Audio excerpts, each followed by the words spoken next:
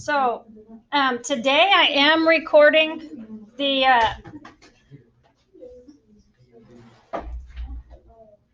recap of the quiz questions for you guys too.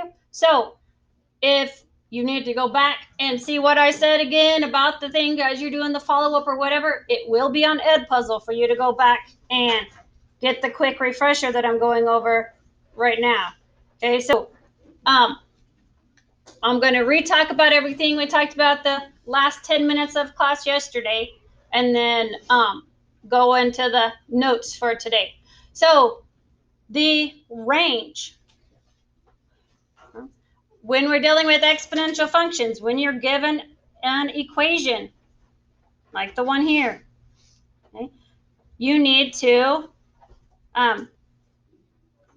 put it in Desmos, graph it, use the tools available for you. When you graph it, it's going to level off at a point, at some line. Where that it levels off, okay, that is your asymptote. Okay? That is where the line doesn't cross, it doesn't go below that, it doesn't actually ever even touch that line. That's called the asymptote. So when you graph this one, you will see that it levels off here at -1. And all the graph is above that line. So it's greater than -1. So that's the only option with -1 on my answers here. Okay, so but make sure that if you have 2 with that number, that you're looking at the symbol and that you get the correct symbol. This next one gave you the exponential function and asked you to determine which one of the statements was correct about it. This number out front is your initial value. If it is asking you about the growth rate or the decay rate, remember that this number, if we're talking about a rate or a percentage, has to be added or subtracted from the 1 to get the percent. So if it were the percentage, it would have been 74% growth rate. Okay? But in this case, the correct answer was A, with the initial number being 990. When you're given a table to figure out the function, pay attention to whether it says f of x or y. If your table says f of x, then you have to write your equation with f of x, right? Or it will count it wrong. So your initial value, okay, your y-intercept, goes out front here. Whatever your pattern is, in this case, we were multiplying by 6 every time. So your pattern is what gets raised to the power of x. So the most simplified version doesn't have the 1 in front because 1 times anything doesn't change it. So you don't have to write the 1 in this case. Now, in some of the other classes, their pattern was adding by 6, and some of your Get More Math questions would be adding instead of multiplying. If the problem is adding instead of multiplying, then you need to write a linear function for that equation. So a linear function, you still need to know the pattern. You still need to know that you're adding 6 or subtracting 6 or whatever. Okay? And that is your slope. It still gets paired with your x. Okay, so 6x, but your starting point, your y-intercept, gets added at the end. Okay, so that's the difference. You're still using the same information for both equations. One is just a linear equation because it's adding or subtracting pattern, and one is a exponential equation because it's multiplying. Okay, if it's a dividing pattern, then you write it as a fraction. So if this were getting smaller, we wouldn't say that it's dividing by 2. we would say that it's multiplying by 1/2 or 1/6. Does that make sense? So that's exponential functions are only written as multiplication. So the pattern would be as a fraction if it was actually dividing. I was noticing that when with people needing help on their get more math points for stuff, that was where the confusion was at, because they could see it was dividing, but they couldn't figure out how to write it as a multiplication problem. So if it's dividing, you're going to write it as a fraction.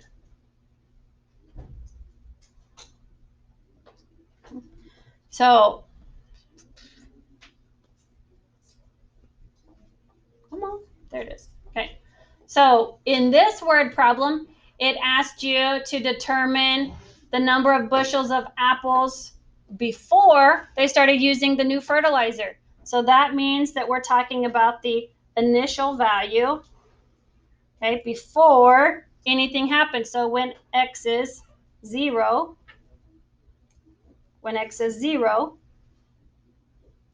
is where we're wanting it. And then you had to pay attention to the units, which was thousands. So that's where we got the 5,000 from, not just 5. So pay attention to the units that are being used. This one is asking about the asymptote. Okay? Again, the asymptote is that line that your linear equation levels out, or not your linear, your exponential equation levels out at. It's always a y equals line because it's horizontal. Horizontal lines are y equals. Vertical lines are x equals. We don't have any x equals asymptotes in Algebra 1. You don't end up with asymptotes that are vertical until you're in more upper level math classes. Okay, so never ever is your asymptote going to be vertical in this class. So always, those are always wrong. If you see a vertical asymptote, then it's wrong. Okay, exponent or a horizontal asymptote must be right there where that line levels out at. If it's drawn down here lower, then that's not correct either. Okay, it has to be right there where it looks like the graph starts touching it.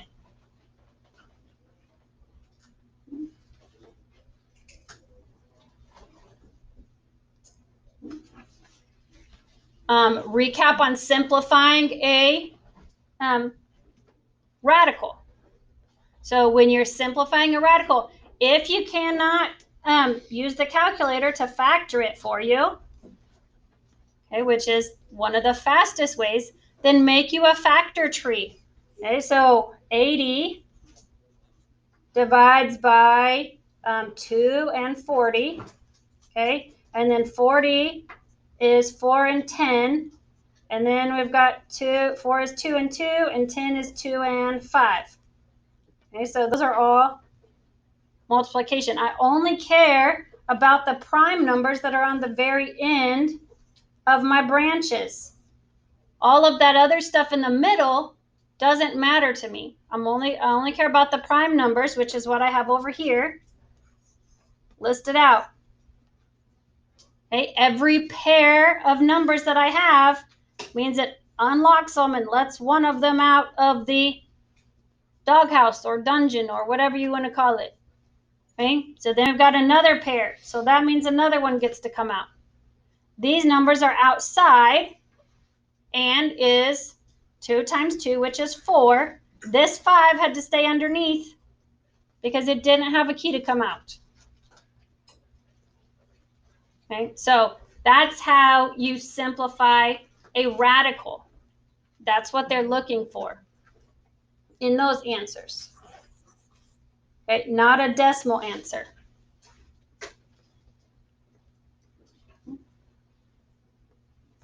And then on this one right here, because it was divided by, we had to flip our second fraction upside down and multiply.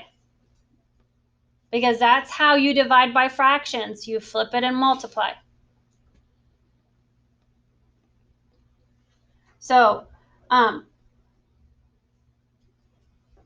Once that you've done that, then move all your negatives to the other side of the fraction bar. So your -4 on this C gets moved to the bottom, becoming +4. There's nothing left on top, so that's why there's a 1 right here. And then all of these over in this side were positive already, but this one down here was negative, so I have to move it to the top, which is where I got the C to the 5 because it was C squared and then C cubed, which added together to give me the C to the 5. Right, sorry if you can't see that over the. And then when we simplified it all the way, I know this was the last one I was working on, so I didn't write it all out, but the 1 and the 5 is bigger than this one. So 5 minus 1 is 4, and it's on top. And then I've got C to the 5 and C to the 4. Well, 5 is bigger again. 5 minus 4 is 1. I don't have anything left on bottom because all my numbers were bigger on top.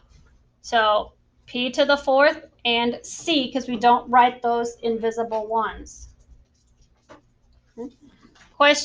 So the last 3 that we didn't get a chance to talk about yesterday before you left, okay? This one is asking for the area. Area means that we're going to multiply the two sides that were given together. So I'm going to take all of this up here and multiply it by this down here. I'm going to have to use distribution in this case. So 9p4 q3 plus 9p to the 5th q squared. Okay. And I'm going to have to distribute p to the 3 q to the 5th to everything inside there. Okay. These already did not match, so they're still not going to match when I multiply them by this over here. So I'm not going to be able to get rid of this plus sign. It's still going to be there. So 9 times the 1 that's here is still 9. 3 plus 4 on my p's is 7. Okay. 5 plus 3 on my q's is 8. Plus, I've got 9 times 1 again, which is 9. 5 plus 3 on my p's is going to be 8. 2 plus 5 on my q's is 7. Okay. They look very similar, but they do not match exactly. Okay. P has a 7 in this one. P has an 8 in this one. So they don't match. To be able to add them, they have to be exact. Your numbers and your variables have to match exactly to be able to, your exponents and your variables, have to match exactly to be able to combine them. So I cannot simplify this anymore. This is my answer. That is the area to this rectangle here.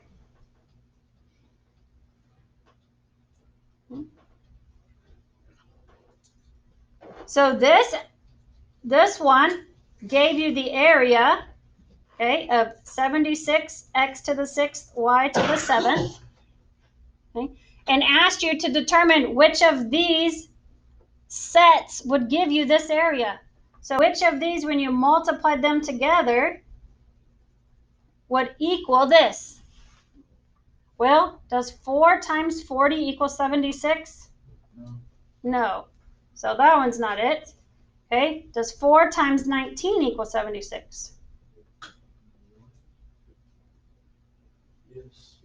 It does? Okay, so now let's check our variables. Remember, we've got 1s on top of those. So 5 plus 1, does that equal 6? Yes. 6 plus 1, does that equal 7? Yes. Okay, so if 4 times 19 equals 76, then that must be my answer. I know it's not this one because my numbers don't work again. The numbers work on this one, but there's, so 5 plus 2 equals 7, not 6. So that's why that one doesn't work. And the last one that we need to talk about is this one. So when you are given a problem like this and it wants it written in exponential form, okay, you are just using your laws of exponents. There's nothing different from this as if there was a variable there. Okay, so in this problem, you're going to leave the 12 as your base. And what do you do to your exponents when it's power to a power? Multiply. You multiply them. So what is 1/2 times 1/2? 1/4. So that is the answer to that problem. Okay. If you had 12 to the 1/2 times 12 to the 1/2, what would you need it to do to the exponents in this case? Add them. So this would have been 12 to the 1, right? Yes. So, so just be aware of both of those, okay? It's not wanting a decimal answer. It's wanting it in exponential form. So you're going to leave the base there and just do whatever you need to do to your exponents. Okay, so there's the recap of that to help you with your requiz questions. Now look at your notes for today. The notes for today will not take long to go over, okay, but I do need everybody's head up and paying attention so that I know you're not sleeping on me. Okay.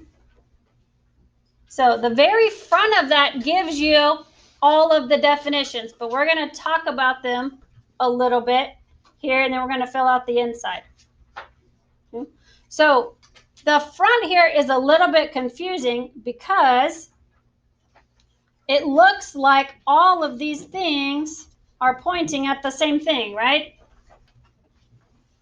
In some ways they are, because this is our parent function, and the parent function is always got x to the second power.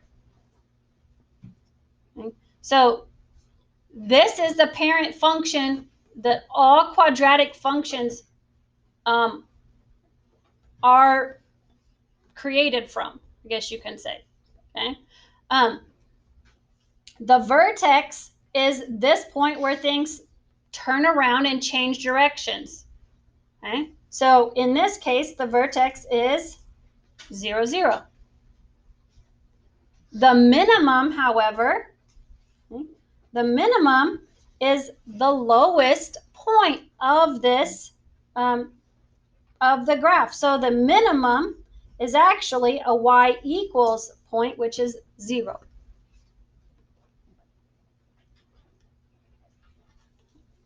These four things are all synonyms. What is synonym?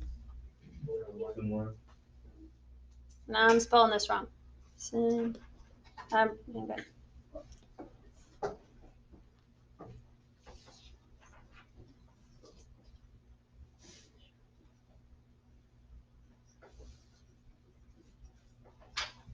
Oh no, I can't. I don't know how to spell it now. I'm drawing a blank. Anyway, it's a synonym.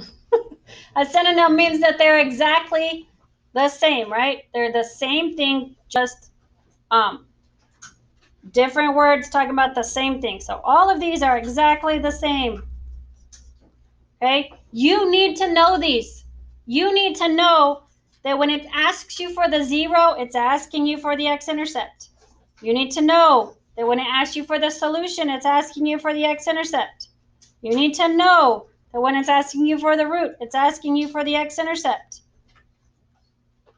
Very rarely on the STAR test does it say, what is the x-intercept of this parabola or of this quadratic, or however it words it. It's going to ask you for the 0 or the solution or the root. And they're all just asking you for the x-intercept.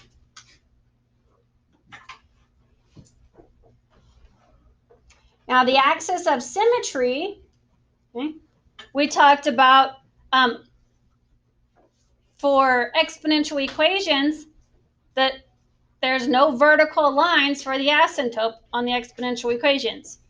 Your vertical line is your axis of symmetry of your quadratic. So if you see a vertical line on a quadratic, that's okay because it's your axis of symmetry. What does symmetry mean? Or does this sound familiar? You should have done this since elementary school, right? Where you had to draw lines of symmetry of shapes and stuff to make them mirror images of the other half, right? Okay, so that's all this is. This is the line that cuts the parabola in half, making it a mirror image on both sides. Okay, so the axis of symmetry is always x equals, because it's a vertical line of whatever the x value is of your vertex. So let's look at the inside, because that will help clear things up a little bit better, because it's not the parent function. So it helps you see things a little bit better. So be sure that you are labeling these on your graph as you go to have something to refer back to. Okay? So the vertex is always a coordinate. It's always a point. Okay? So what is the vertex of this parabola? 1, -9. Okay? So be sure that you label that right there, vertex.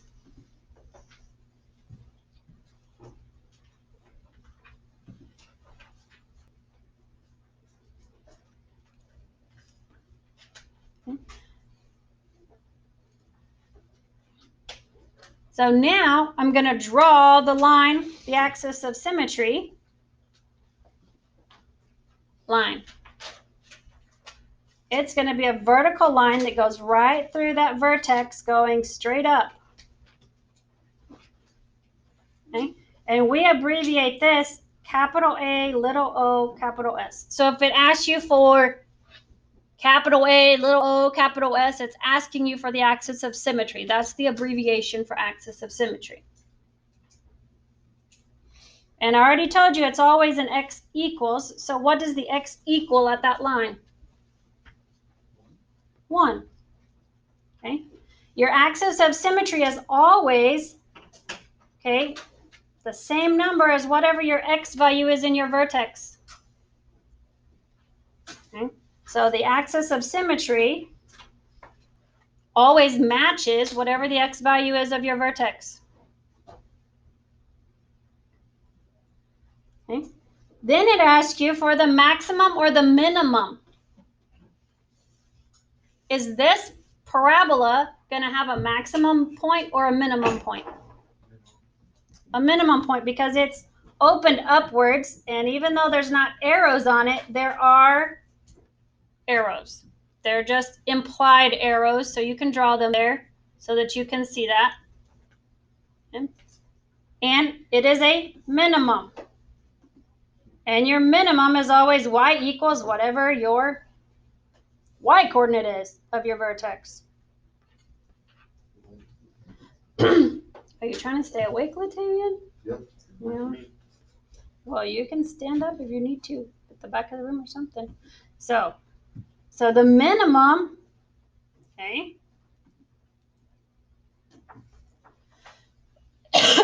is always your y equals point of whatever your vertex is.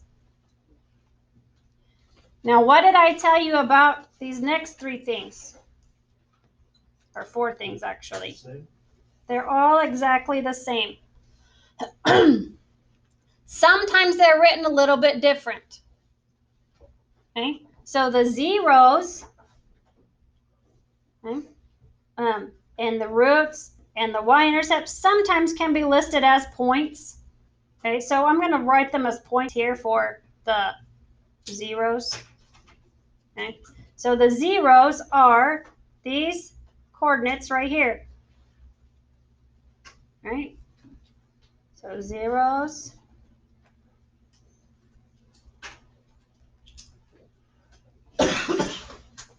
So we've got, what's my coordinate?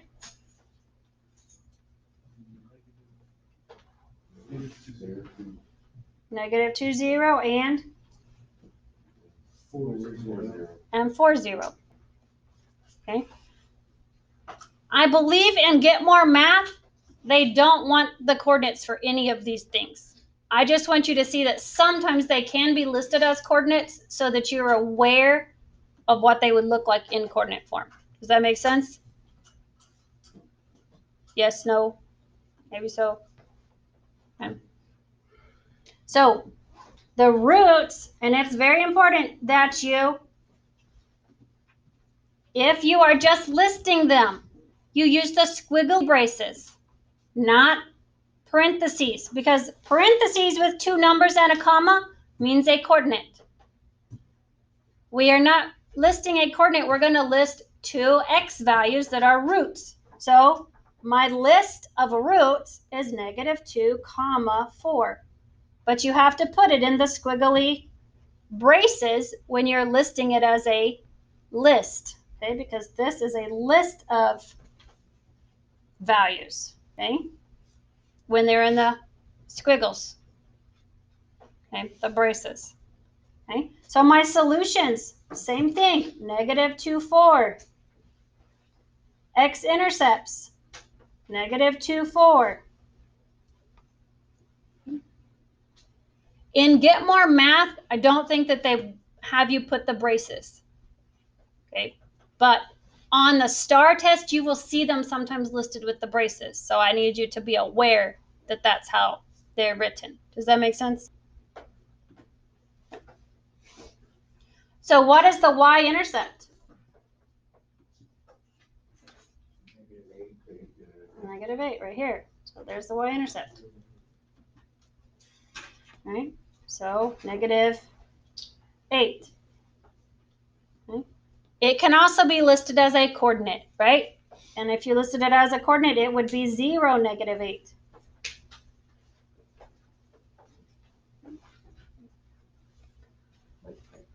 So the domain. Yesterday I talked about the domain of functions. What did I tell you that it was 90% of the time? All real numbers, okay? If you are in doubt, select all real numbers for your domain, okay? The only time that it's not all real numbers is if it's a word problem, okay? So word problems may not always be all real numbers because most of the time in word problems, negative values of x's don't make sense. You can't have negative time, you can't have negative people, you can't have negative seats, okay? You can't have negative tickets. All of those things wouldn't make sense to have negative x values. Okay, so word problems, pay attention to the information given and what would make sense in those type of problems. But on a graph that doesn't give definite endpoints, it's all real numbers.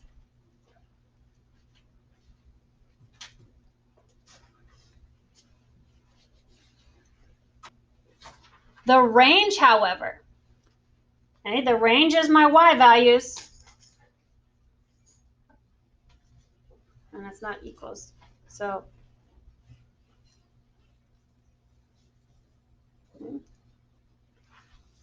is it going to be y is greater than or less than? Greater than. Why? Because it's going up from the minimum. If you have a minimum point, then that means that's the lowest it's going to go, right? It does go to that point. So it's greater than or equal to whatever your minimum is. So in this case, it's negative 9. So y is greater than or equal to negative 9.